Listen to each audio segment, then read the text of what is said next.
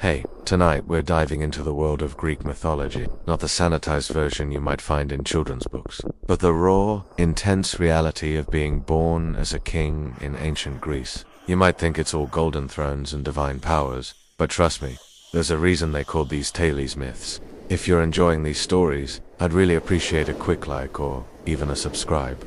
It helps more than you know. I'm always curious where you all are listening from. So, drop a comment with your location and what time it is there.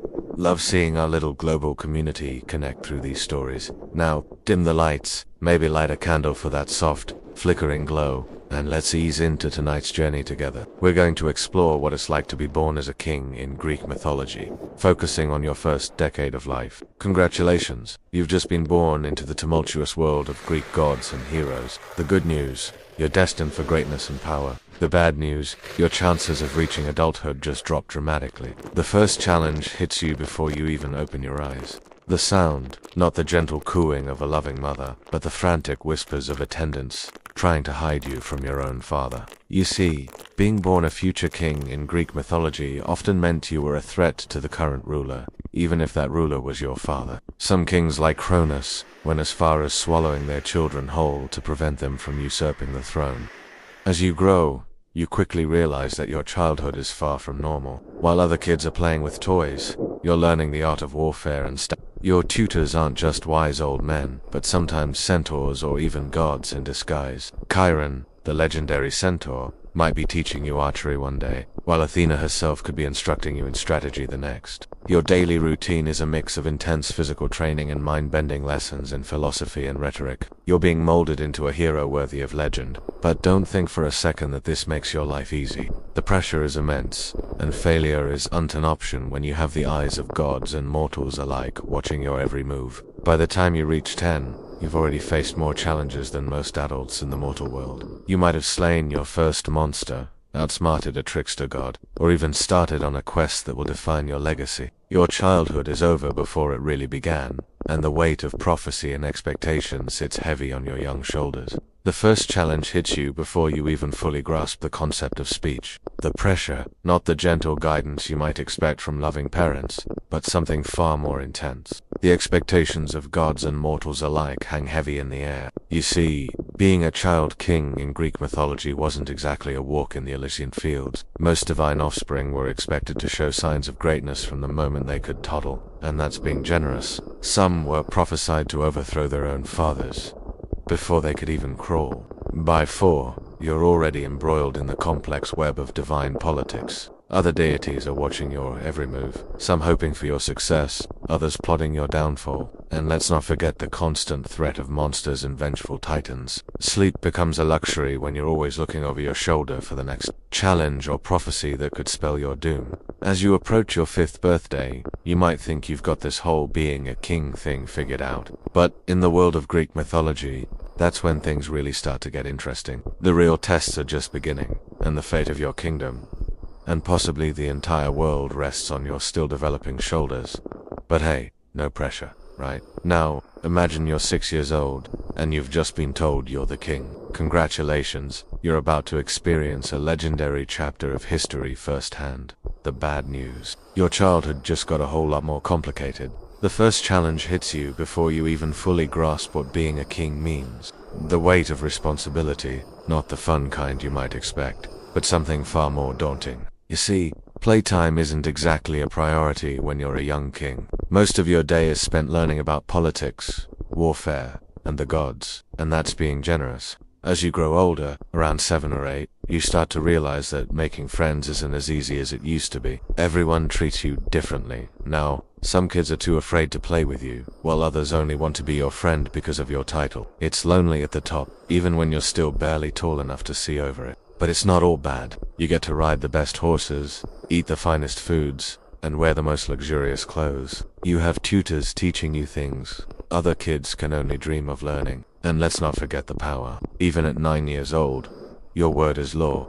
Yet, with great power comes great danger. You quickly learn that not everyone is happy with the child king. There are whispers in the palace, plots in the shadows. You start to sleep with one eye open, never sure who to trust. By the time you're 10, you've already faced more challenges than most adults. You've made decisions that affect an entire kingdom. You've dealt with rival city-states, angry gods, and treacherous advisors. You've experienced triumphs and failures, joy and heartbreak.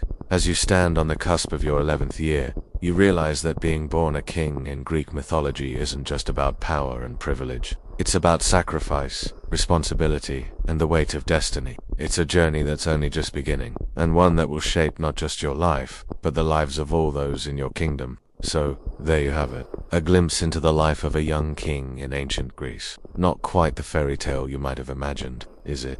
But then again, the best stories rarely are. I'm always curious where you all are listening from, so drop a comment with your location and what time it is there. Love seeing our little global community connect through these stories. Now, dim the lights, maybe light a candle for that soft, flickering glow, and let's ease into tonight's journey together. Your days are packed with lessons, not just reading and writing, but warfare, politics, and the delicate art of not offending the gods. One wrong move and you might find yourself on the wrong end of a lightning bolt. Trust me, Zeus doesn't play favorites, even with royalty. But it's not all doom and gloom. You've got a loyal group of friends, other noble kids who don't treat you like you're made of glass. There's Alexios, always up for a wrestling match, and Sophia, who can outsmart most of your tutors. Together, you sneak away from the palace, exploring hidden caves and forgotten ruins. As you hit your teens, the pressure ramps up. Suddenly, everyone's watching your every move. Will you be a wise ruler or a tyrant?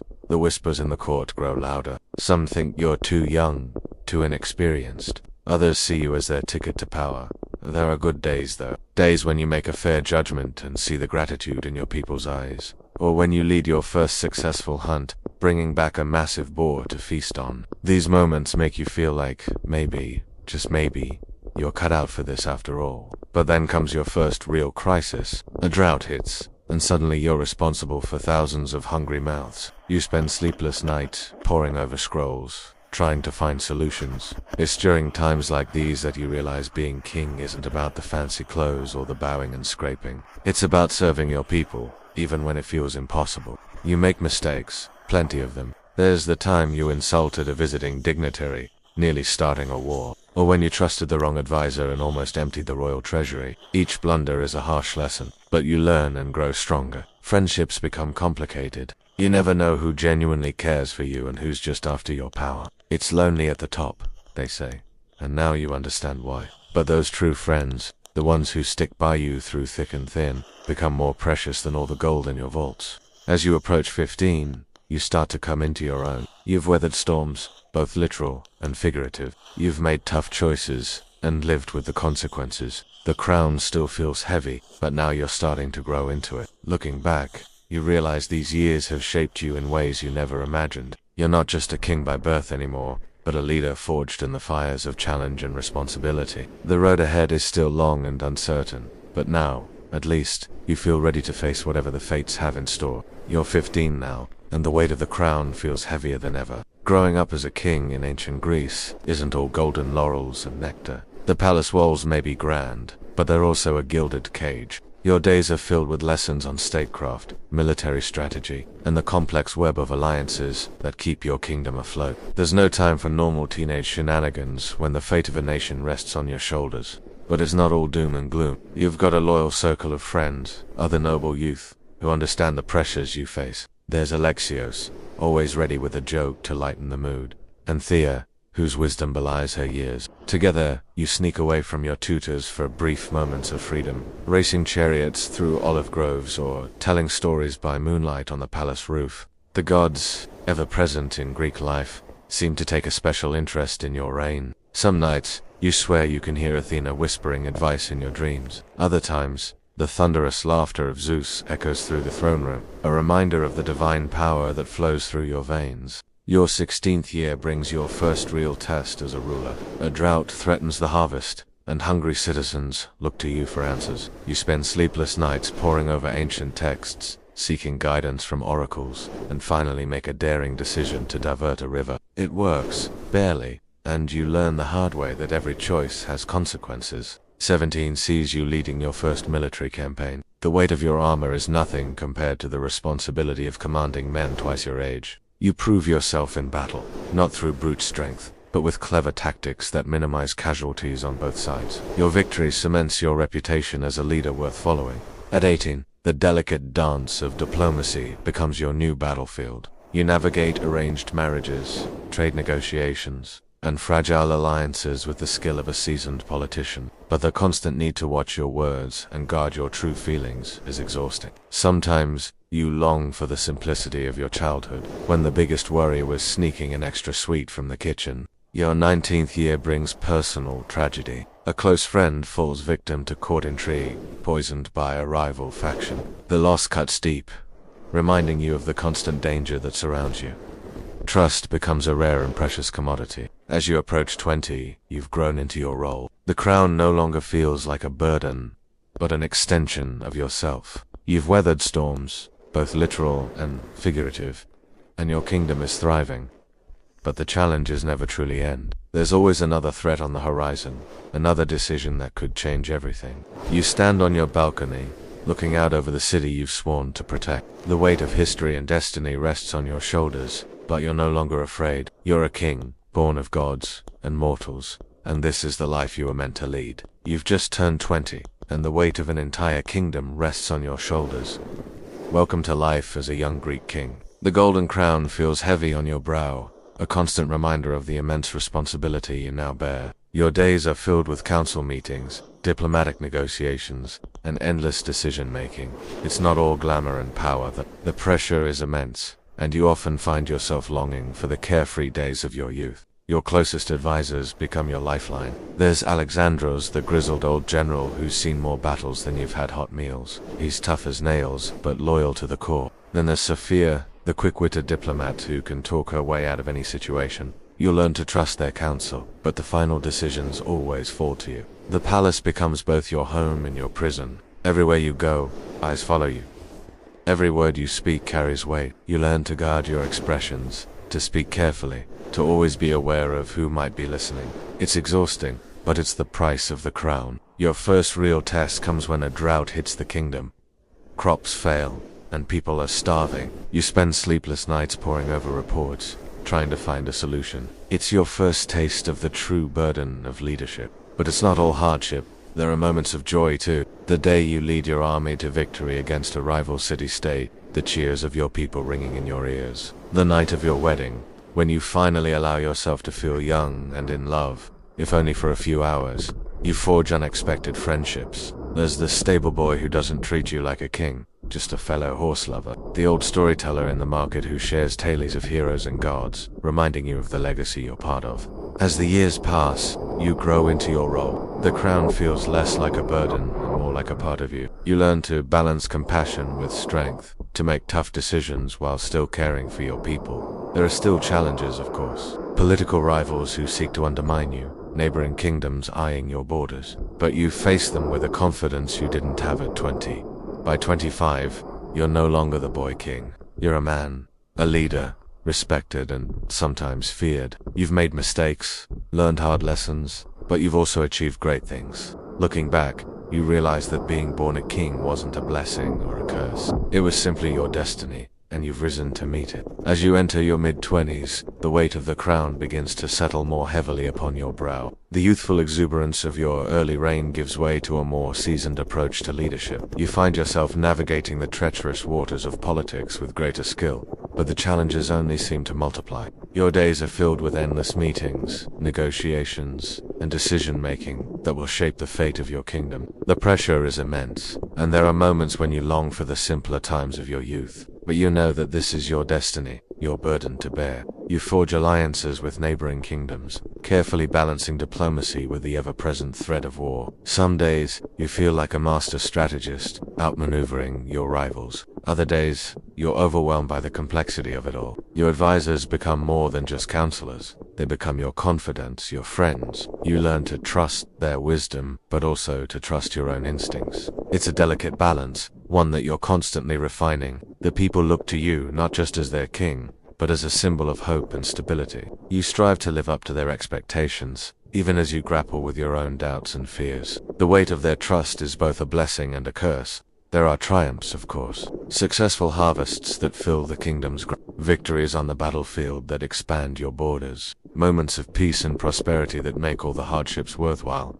But there are also setbacks. Droughts that test your people's resilience. Betrayals from those you thought loyal. Decisions that haunt you in the dark of night, making you question your fitness to rule. You find solace in unexpected places.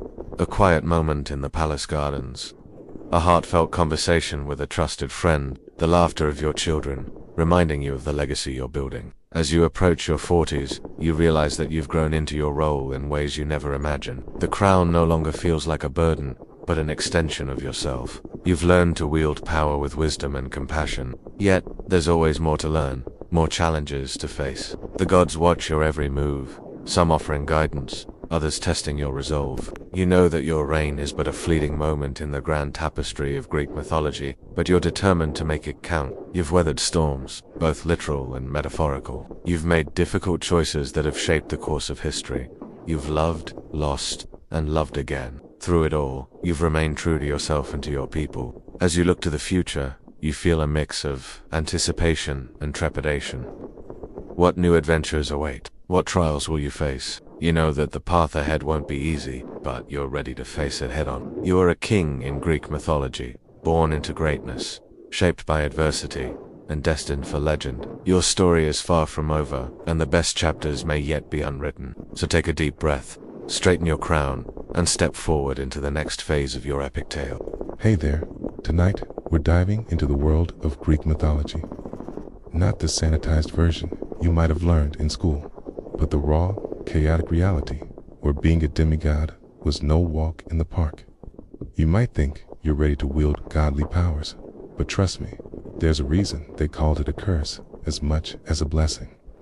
If you're enjoying these stories, I'd really appreciate a quick like or even a subscribe.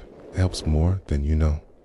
I'm always curious where you all are listening from, so drop a comment with your location and what time it is there. Love seeing our little global community connect through these tales of gods and monsters. Now, dim the lights, maybe light a candle for that soft, flickering ambience, and let's ease into tonight's journey together. We're going to explore what it might be like to suddenly find yourself born as a son of Zeus in ancient Greece. Congratulations, you've just opened your eyes to find yourself in the body of a newborn demigod, son of the mighty Zeus himself.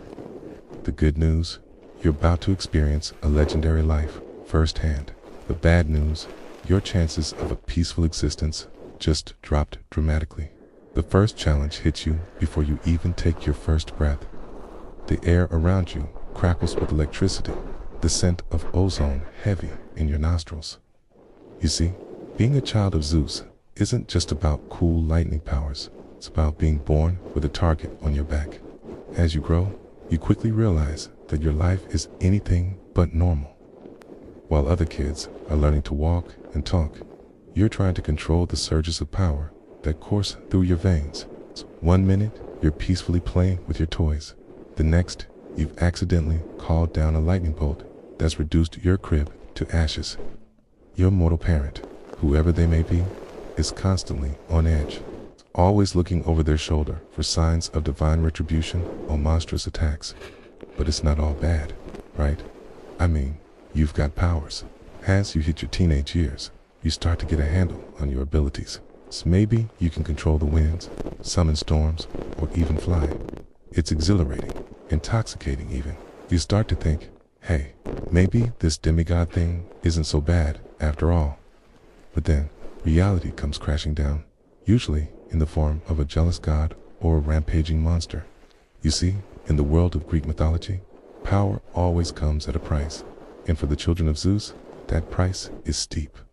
Your very existence is an affront to Zeus's wife, Hera, and let me tell you, hell hath no fury like a goddess scorned. So spend your days looking over your shoulder, never knowing when she might decide to make your life miserable or end it altogether. But it's not just Hera you have to worry about. Every god, goddess, and monster out there sees you as either a potential threat or a tasty snack. Imagine trying to navigate high school drama, but instead of mean girls and bullies, you're dealing with hydras and chimeras, Fun, right? And let's not forget about your dear old dad. Zeus might be the king of the gods, but he's not exactly father of the year material.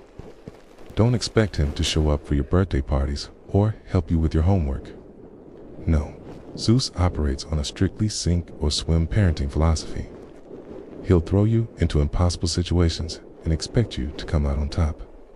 After all, you're his son. Failure is not an option. As you grow into your powers, you start to realize the weight of expectation that comes with being Zeus's offspring. The other gods are watching you, waiting to see if you'll live up to your father's legacy or become just another forgotten demigod. The pressure is immense, crushing even. You find yourself constantly trying to prove your worth, taking on quests and challenges that would make even the bravest heroes think twice. But here's the kicker. No matter how hard you try, no matter how many monsters you slay or quests you complete, it's never enough. The gods are fickle. Their favor is changeable as the wind. One day, you're the golden child. The next, you're yesterday's news. And all the while, that nagging voice in the back of your head reminds you that your father could solve all your problems with a snap of his fingers, if only he cared enough to do so. As you enter adulthood, you start to understand why so many of Zeus's children in the myths ended up bitter, resentful, or outright villainous. It's a constant struggle, the never-ending danger, the weight of expectations. It's enough to break anyone, okay? You find yourself standing at a crossroads. Will you continue to fight the good fight, to be the hero everyone expects you to be? Or will you give in to the darkness, use your powers for your own gain? Consequences be damned. The choice isn't easy. On one hand, you have the chance to be a true hero, to make a difference in the world. On the other, the temptation to just let go, to embrace the chaos and power that runs through your veins is almost overwhelming. After all, why shouldn't you use your abilities for your own benefit? Haven't you suffered enough? But here's the thing about being a child of Zeus. You can never truly escape your destiny. Whether you choose to be a hero or a villain, your actions will have far-reaching consequences. It's the fate of kingdoms, the lives of mortals, even the balance of power among the gods themselves. All of these can hinge on your decisions. And let's not forget about your siblings. Oh yes, Zeus has been busy over the centuries, and you are far from his only demigod offspring. Some of your half-siblings might become your closest allies, others your bitterest rivals. Family reunions take on a whole new meaning when they involve superpowered individuals with centuries-old grudges. As the years pass, you might find yourself longing for the simplicity of mortal life. The idea of growing old, of living a quiet life free from divine interference, becomes increasingly appealing. But that's not in the cards for you. As a son of Zeus, your life will always be extraordinary, for better or for worse. In the end, being born as a Greek god in ancient mythology isn't about the cool powers or the chance to rub shoulders with legends. It's about survival. It's about finding your place in a world that's as beautiful as it is cruel, as wondrous as it is terrifying. It's about making choices that will echo through eternity, for good or ill. So, as you lay your head down to sleep tonight, safe in your mortal bed, take a moment to appreciate the simplicity of your life. Because while the idea of being a demigod might seem exciting, the reality is far more complicated. In the world of Greek mythology, power comes at a price, and it's one that few are truly prepared to pay. Well, folks, that's our journey into the life of a son of Zeus. I hope it gave you a new perspective on those old myths. Remember, sometimes being extraordinary isn't all it's cracked up to be. If you enjoyed this little thought experiment, don't forget to like and subscribe. And hey, let me know in the comments, if you could be the child of any Greek god, who would you choose? Till next time, stay curious, stay safe, and maybe give your parents a call. Even if they're not literal gods, I'm sure they'd appreciate hearing from you. Now, imagine you were born poor instead, in the realm of Greek mythology, where gods and mortals intertwine. Your fate is sealed from the moment you draw your first breath. You are not destined for Mount Olympus or heroic quests. No, your story begins in the dirt-floored hut of a struggling peasant family. As an infant, you're swaddled in rough cloth, your cries echoing through the thin walls. Your mother, exhausted from endless toil, can barely produce enough milk to keep you alive. The gods seem indifferent to your plight, their golden nectar and ambrosia a world away from your meager sustenance. By the time you're 3, you're already expected to contribute. Your tiny hands grasp at weeds in the family's small plot of land, learning early that survival means constant work. The other children your age, born to wealthier families, play with wooden swords and dream of becoming heroes. You dream of a full belly. At 5, you master the art of staying out of sight when traders come through your village. You've learned that being seen often means being sold, whisked away to a life of servitude in some distant city-state. Your parents, though they love you, know that one less mouth to feed might mean survival for the rest. Your 7th year brings a harsh winter. Famine grips your village. You watch helplessly as the weak and elderly succumb to hunger. Could learn to forage, risking encounters with wild beasts to bring home anything edible. Each meal becomes a victory, each day of survival, a triumph against the cruel whims of the gods. By 9, you've developed a keen eye for opportunity. You sneak into local festivals, snatching fallen coins and discarded food. It's dangerous. Getting caught could mean a beating or worse, but the thrill of outsmarting fate, even for a moment, is intoxicating. Your 10th year marks a turning point. A traveling bard passes through your village, spinning tales of heroes and monsters. For the first time, you dare to dream beyond your daily struggle. You begin to wonder, could you, a child of poverty, somehow change your stars? But reality is quick to remind you of your place. That same year, a plague sweeps through your region. You watch neighbors and friends fall ill, their cries of anguish a constant reminder of mortality's grip. Yet, somehow, against all odds, you survive. Perhaps the gods have noticed you after all. Or perhaps your hardscrabble life has made you too tough for even disease to claim. As you stand on the cusp of your 11th year, you're no longer the wide-eyed infant swaddled in rags. You're a survivor, hardened by a decade of struggle, yet not without hope. The world of Greek mythology is vast and full of wonder, but it's also cruel and unforgiving to those born without privilege. You've learned to find joy in small victories, a successful hunt, a moment of kindness from a stranger, the warmth of your family huddled together on cold nights. These moments, fleeting as they are, remind you that even in the shadow of Olympus, life can be beautiful. Your story is far from over. The trials you faced in your first decade of life have forged you into something resilient, something that even the gods might one day reckon with. For now, though, you're still just a child, a poor, hungry child in a world where heroes are born of gods and kings. But who knows? Perhaps your struggles are just the beginning of an epic tale. After all, in the world of Greek mythology, even the lowliest mortal can rise to challenge the heavens. Your journey continues, one day at a time, each sunrise a gift, and each sunset a victory. As night falls on your 10th year, you look up at the stars, those distant, twinkling eyes of the gods. You wonder if they see you, if they care. But more importantly, you wonder what tomorrow might bring. In a world where monsters roam and gods meddle in mortal affairs, anything is possible, even for a child born into poverty. So, you close your eyes, ready to face another day in this harsh, beautiful world of myth and legend. You've survived this far, against all odds. So who knows what the next decade might bring? In the realm of Greek mythology, your story is just beginning. Welcome to the harsh world of ancient Greece, where being born poor meant a life of struggle from your very first breath. Imagine opening your eyes to a dimly lit hovel, the air thick with the stench of unwashed bodies and damp straw.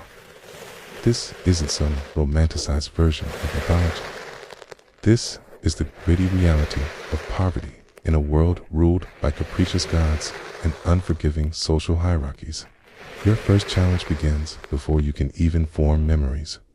As an infant, you're at the mercy of the fates.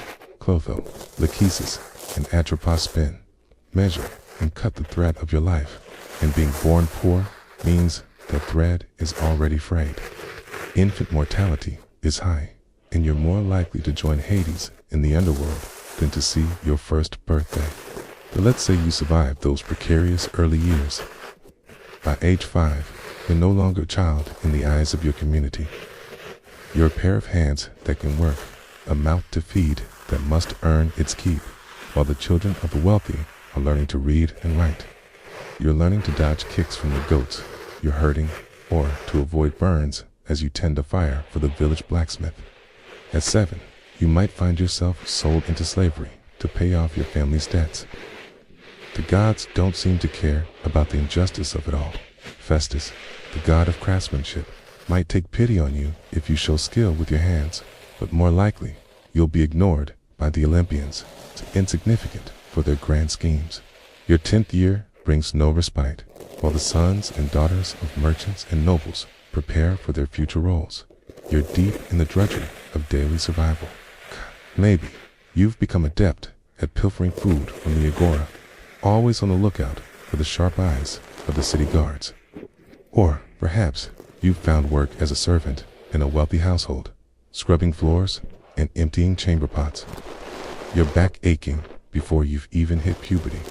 As you enter your teens, the divide between you and your wealthier peers becomes a chasm. They're participating in religious festivals, offering lavish sacrifices to the gods. You're lucky if you can spare a crust of bread for Hestia's hearth.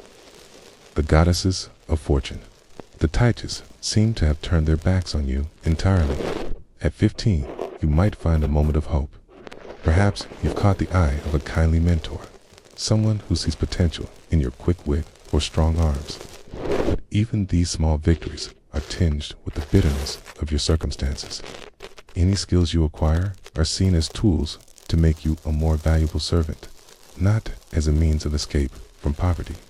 Your late teens bring new challenges. The young men from noble families are training in the gymnasium, honing their bodies and minds for leadership and warfare. You're more likely to be found in the fields, your skin weathered beyond your years, your muscles aching from dawn to dusk labor. The goddess Athena, patron of wisdom and craft, feels as distant as the stars in the night sky. As you approach 20, you've already lived a lifetime of hardship. Your peers might be contemplating marriage, but for you, such thoughts are luxuries you can't afford. You're focused on the next meal, the next day's work. The constant struggle to keep your head above water in a society that values wealth and status above all else. But here's the thing, you've survived against all odds through sickness, hunger, and the constant threat of violence. You've made it to the cusp of adulthood. In a world where the gods themselves seem to favor the rich and powerful, you've carved out your own small space. You may not have the blessings of Zeus or the favor of Aphrodite, but you have something they can't take away: resilience. As we close this chapter of your life, remember that even in the darkest myths, heroes can rise from the most humble beginnings. Your story isn't over. It's just a beginning. Who knows? Maybe the gods are watching, waiting to see what you'll do next. After all, in Greek mythology, it's often the underdogs who end up changing the world. Imagine being born into the harsh world of ancient Greece, where the gods played with mortal lives like pieces on a chessboard. You open your eyes for the first time, not in a palace or even a modest home, but in a cramped, dimly lit hovel on the outskirts of a bustling city-state. The first sound you hear isn't the gentle cooing of a loving mother, but the frustrated sigh of parents who see you as another mouth to feed in their already struggling household. As you grow, the weight of poverty presses down on you like Atlas holding up the sky. By the time you're 5, you're no stranger to hunger. Your clothes are little more than rags, patched and repatched until the original fabric is barely visible. While the children of merchants and nobles learn their letters and numbers, you're put to work, your tiny hands calloused from helping your father in his meager trade. At 7, you experience your first brush with divine cruelty. A drought ravages the land, and your family's already sparse meals become even more infrequent. You watch helplessly as your younger siblings cry themselves to sleep, their bellies aching with emptiness. You pray to the gods for relief, but your pleas seem to fall on deaf ears. Your 9th year brings a glimmer of hope. A traveling merchant takes pity on your family and offers you a job as an errand boy. For the first time, you have a few coins to call your own. But just as quickly as fortune smiles upon you, it turns its back. A group of older boys, jealous of your newfound prosperity, ambush you one night and steal your hard-earned wages. As you approach your 10th year, you've already lived a lifetime of hardship. You've known hunger, pain, and disappointment intimately, but something within you refuses to be broken. Perhaps it's the stubborn resilience of youth, or maybe it's the spark of divinity that resides in all mortals, no matter how downtrodden. Your teenage years are a blur of hard work and fleeting moments of joy. You take on any job you can find, from cleaning stables to helping load merchant ships at the harbor. Each coin you earn is a small victory against the crushing weight of poverty. By 15, you've developed a reputation as a reliable worker, and opportunities begin to come your way more frequently. At 18, fate intervenes in the most unexpected way. While hauling water from the well, you overhear 2 men discussing a hidden treasure in a nearby cave. Curiosity gets the better of you, and you decide to investigate. Armed with nothing but a flickering torch and your wits, you venture into the darkness. The cave is treacherous, filled with winding passages and deadly drops. But something guides your steps, almost as if an unseen hand is leading you forward. After hours of searching, you stumble upon a chamber that takes your breath away. Piles of gold coins, precious gems, and ancient artifacts surround you, glittering in the torchlight. Your heart races as you realize the magnitude of your discovery. This isn't just a treasure, it's a gift from the gods themselves. As you reach out to touch a golden statue, a voice booms through the chamber. It's Hermes, the god of thieves and travelers, materializing before your eyes. "Well done, mortal," he says with a mischievous grin. "You've passed my test. This treasure is yours, a reward for your perseverance in the face of adversity. Use it wisely, and perhaps you'll catch the eye of Olympus once more." In a flash, you find yourself back in your village, a small pouch of gold coins in your hand. It's enough to change your life and the lives of your family forever. As word of your newfound wealth spreads, you can't help but marvel at the twist of fate that has lifted you from poverty to prosperity. But this is just the beginning of your journey.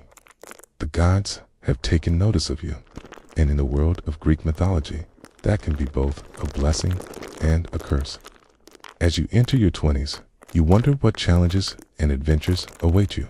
Will you use your wealth to help others escape poverty? Or will the temptations of power and luxury lead you down a darker path?